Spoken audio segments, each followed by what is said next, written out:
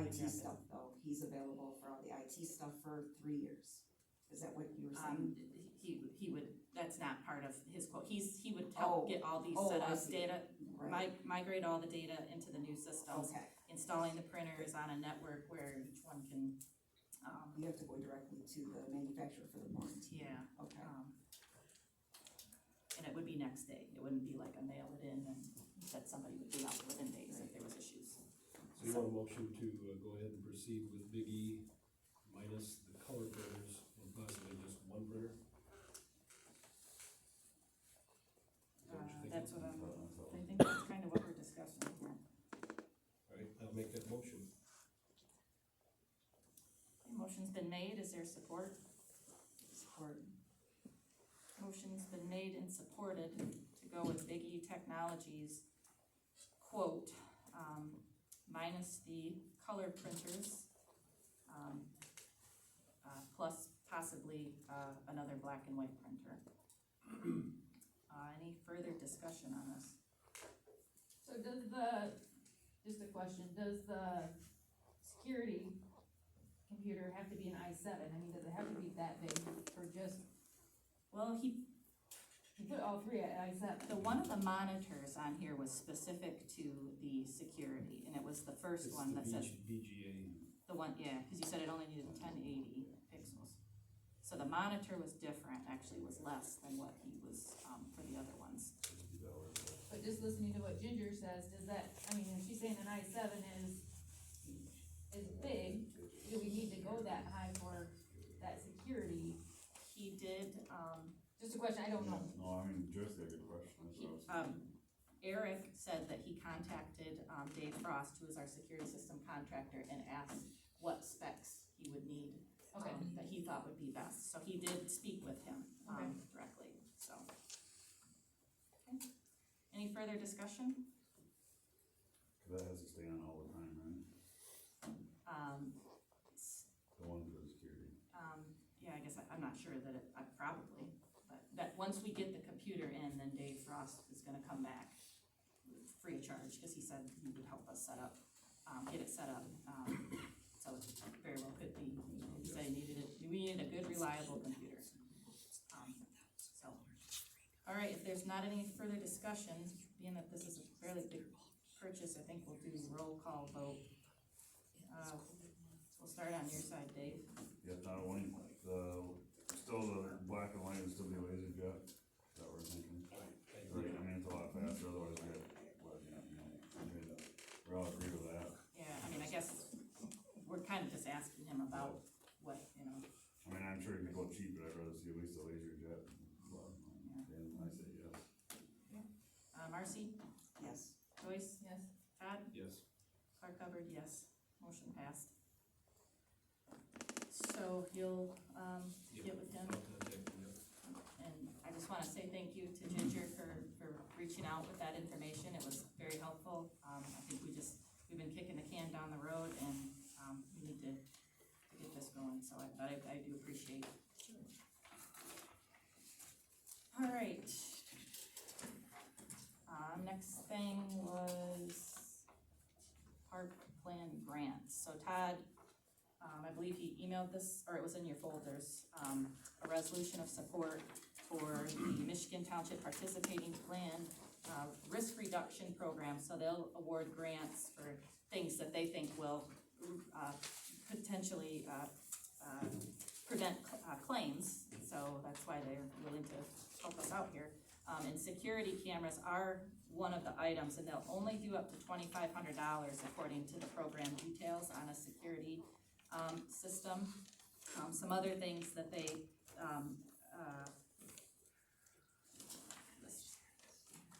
so like sewer cameras, sirens, EMS, stuff of that nature. But security video camera systems, maximum award of $2,500. And it does say funding is not available for the reimbursement of prior expenditures / projects. Now, our project isn't done yet because we're not online, we don't have a function, or it's not final, I guess. So I thought we could ask for peg that computer as a, whatever we called it, security viewing workstation, so. Right, if we divided his total number by 3, it would be fairly close. Well, I was just thinking. We can break it down off from his quote. Yeah, we can, because there is an app, besides the resolution, there's also an application that has to be filled out, so yeah.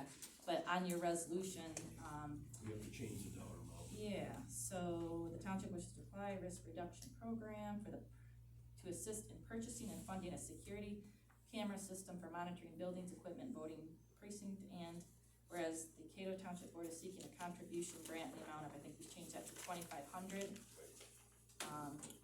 Now therefore be it resolved that the Cato Township Board supports the submittal of an application to the PAR plan for $2,500, change that.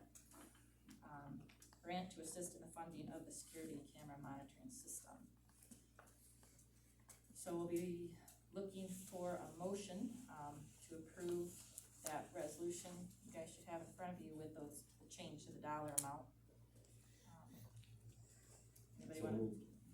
Motion's been made, is there support?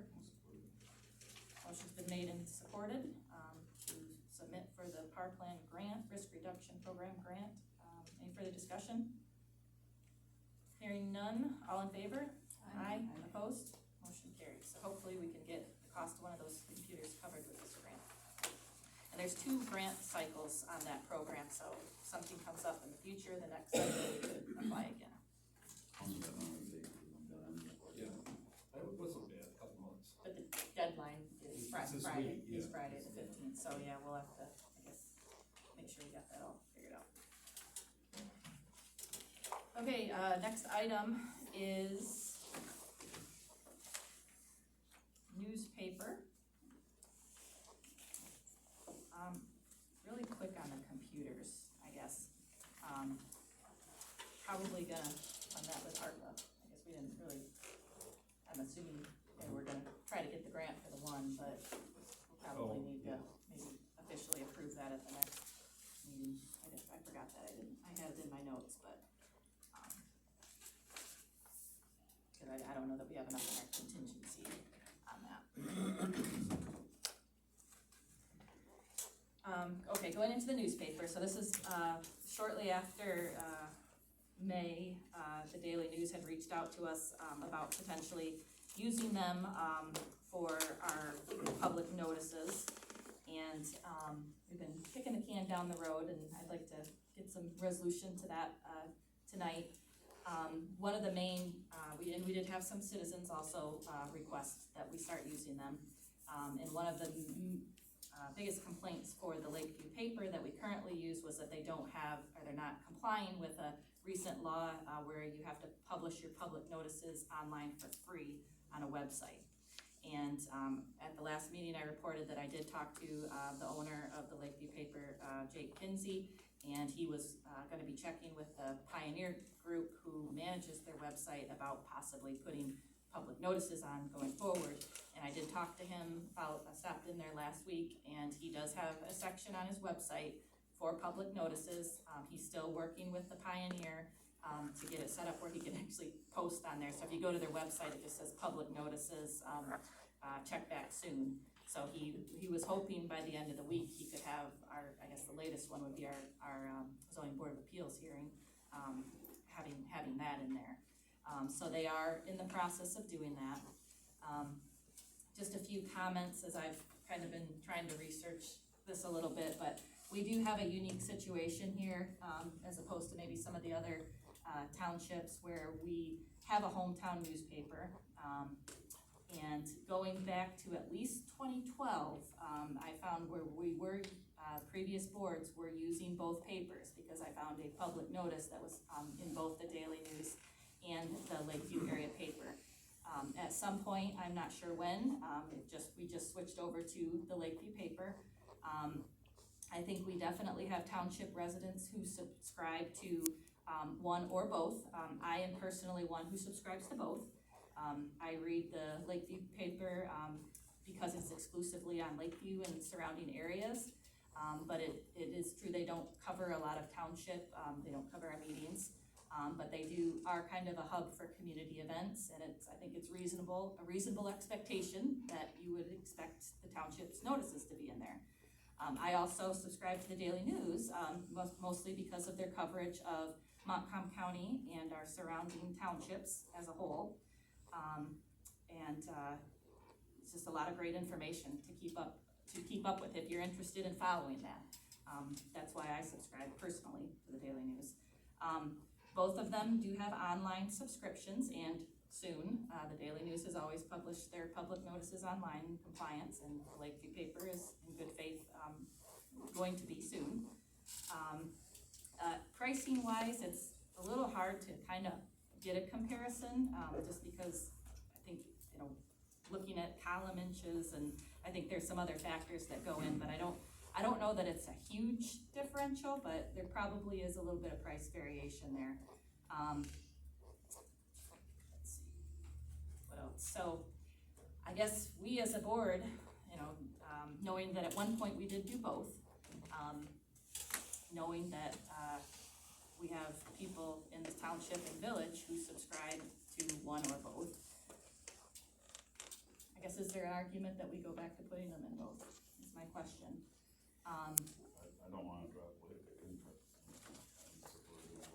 I will say that I happen to, just by happenstance, because I read both papers, notice that Belvedere Township had public notices for one of their CBA or something in both papers, and so I did call one of the trustees and I asked her why, and she said that they switched from the Lakeview paper to the Daily News, and it was not long after that they got some angry constituents that specifically read the Lakeview paper, have it delivered down to Florida in the winter, and they want to see public notices in there. And so now they are doing both. And again, we're a unique situation where we have a hometown newspaper, and I think it's probably reasonable to expect notices to be in there, but I also know we have a lot of people that read the Daily News too. And at one point, this township did put in both. So I guess where I'm leaning is that we maybe try it for a year, putting them in both. I think, and I'm kind of, as I'm trying to understand how the prices work, I think maybe we could even get our bill down in how we structure our notices, because it's all about size, and just kind of looking at what we've published in the Lakeview paper and thinking, well, maybe it didn't need to be that big, so I think we could probably cut some of the costs down if we're a little more mindful of how wordy we are in public notices, but that's kind of where I'm leaning, is I think I'll make the motion that we go back to start putting our public notices in both papers and try that out for a year and keep an eye on the costs, and we can revisit it again. I'll second that. Motion's been made and supported. Is there any further discussion? Hearing none. All in favor? Aye. Opposed? Motion carried. So, I guess our next public notice, we will make sure we get in touch with the people at the Daily News, and probably won't be till Planning Commission or Zoning Board of Appeals. I don't think we have anything, our budget, so stuff's done, and so. All right. New business, just a few things. Cleanup day. So Darren Doe, village manager, Village of Lakeview, reached out, wanted to confirm that we want to still participate in the fall and spring cleanup events. The village hosts it and pays their employees to run it, and they coordinate the dumpster rental. The only thing the township pays for is half the cost of the dumpster. So I had told him that I tentatively didn't see any reason why we wouldn't, but that I would bring it up to the board. So I guess I'll make a motion that we participate in both fall and spring cleanup days. And it roughly, the cost can be. It's not $800-900 or $3,000. Yeah, and I'm sure it's in our budget, probably in repairs or maintenance or something of that nature. We've done it joint every year Okay. for the last, 4 or 5 years. Yeah. Okay, so we'll just have to figure out where we've been posting that in here and just make sure, I'm sure it's part of it, just in the interest of budgets. So, we got support, and that is Saturday, September 16th, 8 a.m. AM to 12 PM until the dumpsters are full, and that's on North Street. And you do have to prove your residency, to be able to drop stuff off. And I think the village Facebook page tells you what items they'll take. So, any further discussion? Hearing none, all in favor? Aye. Opposed? All right, motion carried.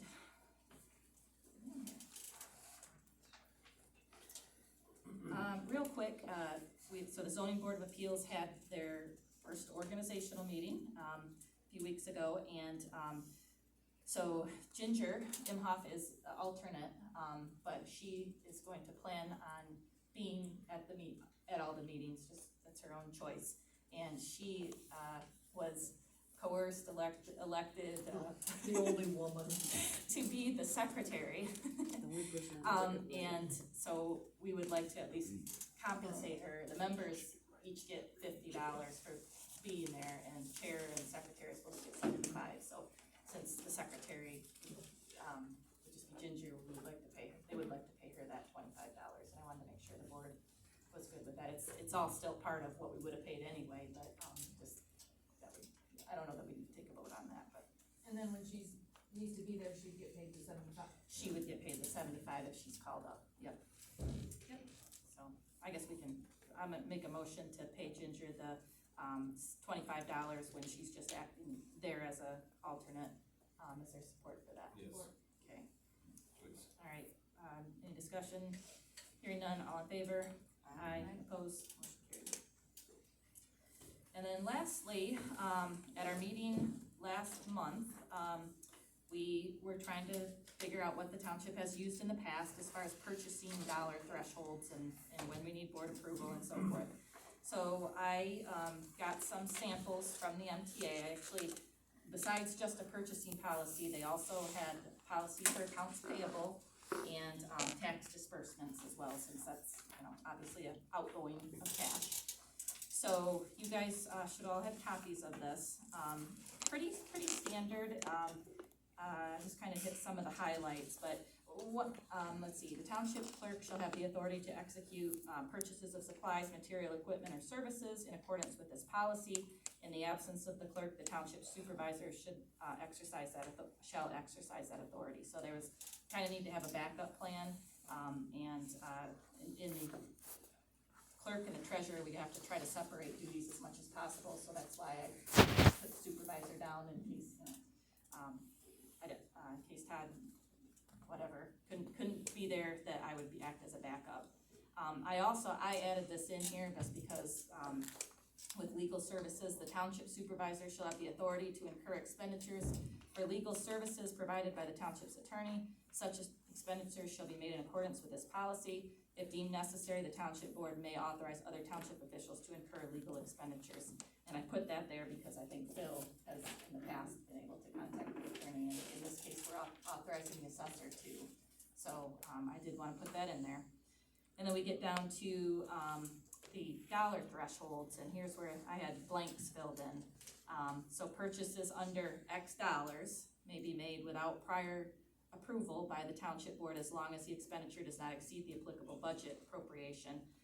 Expenditures for reimbursements for seminars, conferences, training, and memberships would require authorization from the township board, just because we don't want, 10 people going out and doing training and way over our budget, even though it may be under a dollar threshold. Then we'd have a second category, purchases of supplies, material, equipment, or services over X dollars, but less than a top tier may be made on the open market, and shall be approved by the township board prior to purchase. And then the third category would be your big ticket items. Purchases over, again, X dollars require a minimum of 3 quotes submitted in writing to the board for selection and approval prior to purchase. This will not apply to intergovernmental contracts, items that are available only from one source as determined at the discretion of the board, or purchases through municipal, county, state, federal, or other public agencies subject to discounts or more favorable financing than otherwise available or based on competitive bids received by such agencies. And then it would be a violation of this policy if you tried to separate the work of vendors into smaller invoices to say you're under the threshold. And then dollar thresholds for the legal invoices I put in here should be applied on a per matter basis, as we kinda talked about that the last time. And then the last paragraph, I added that as well, that we reserve the right, to ask contractors to provide proof of general liability, workers' comp, and other insurances as needed. The next page, so this would be if we ever gotten to a situation where we needed to do competitive bidding, sealed competitive bids. We have that, if there was a really big item, that we wanted to go out and solicit for bids and publish it and all that. And then emergency purchases is something that I saw in several examples, and I think it was also mentioned the MTA example too, but you need to have something in here if there's an emergency that threatens the public health and safety, who has the authority. And I did put the township supervisor shall have the authority to approve purchases of any product or service regardless of its cost when such purchase is necessitated by an emergency condition. Emergency condition is defined to mean any event which presents an imminent threat to the public health or safety, or any event which would result in the disruption of a township service which is essential to the public health and safety. The township board shall receive a report of such emergency purchases at its next meeting. Clause that we're not committed to accepting the lowest bid or price, but we'll consider which bid or price is the most advantageous to the township. And then exceptions, nothing in this policy shall necessitate the bidding of professional services or contracts when the township board is satisfied with the current services and contracts. Examples would include insurance services, audit services, information technology services, professional services such as legal, planning, engineering, consulting, and other outside. There should be a review of contracted services after the first 3 years and an extension of contracts for 3-year periods after satisfactory review. So it's kind of a 3-year cycle of reviewing, which I think most of them probably are on that anyway. So does anybody have any comments about the purchases policy? Well, we got to think of some dollar thresholds, I guess, first. So you wanting to adopt those tonight? It's up to the board, I guess. If you guys want more time, I'm to research it a little bit more, I'm fine with that. I will tell you kind of numbers that I was thinking. I think that our small threshold should be either $1,000 or $1,500. To be honest, a lot of them I saw were $5,000, but I'm not going that far. That was just the small purchases, which again, can be made, and as long as it's in the budget. And then the mid-tier, my feeling would be $1,500 to $10,000. We have to get a quote, and the board has to approve it prior to purchase. And then anything over $10,000, we would want 3 quotes submitted to the board for approval. That's what I was thinking for numbers.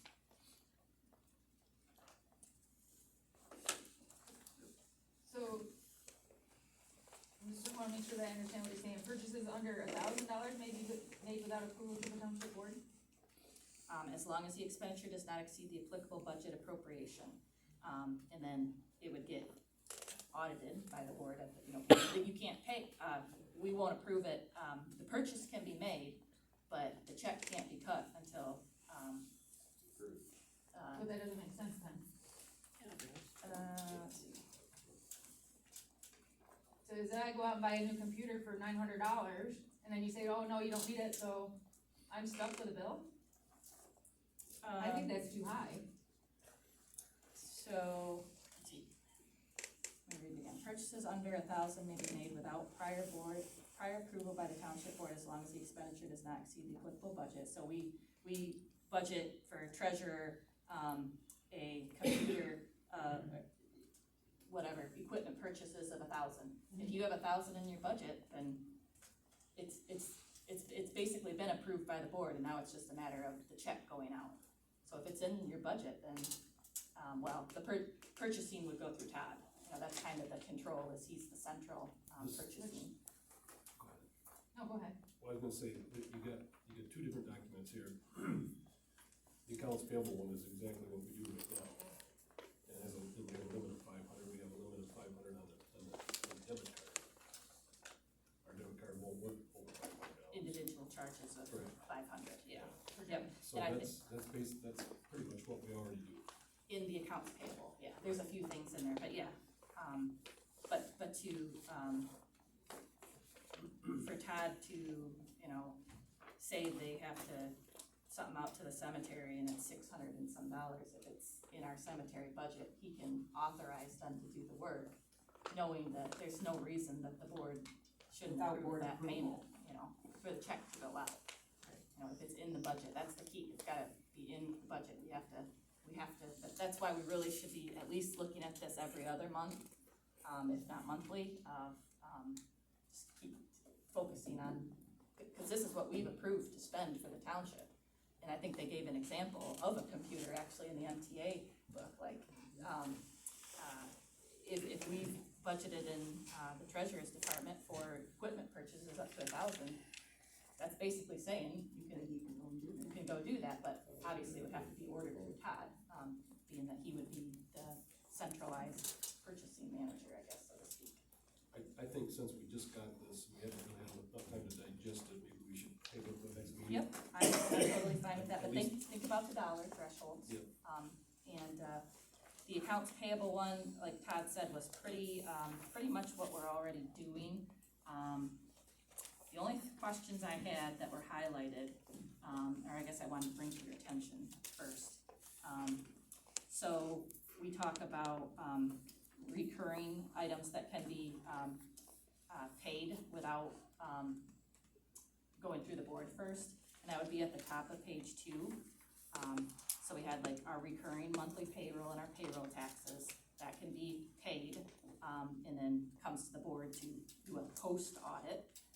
Our recurring utility bills, our meeting payments to planning commission, zoning board of appeals, board of review, election workers, cleaning wages, and then I did put the debit card purchases, because obviously you're making the purchase, up to $500 though, and invoices if there was a penalty, and then emergency expenditures, which hopefully we never even have to go down that road.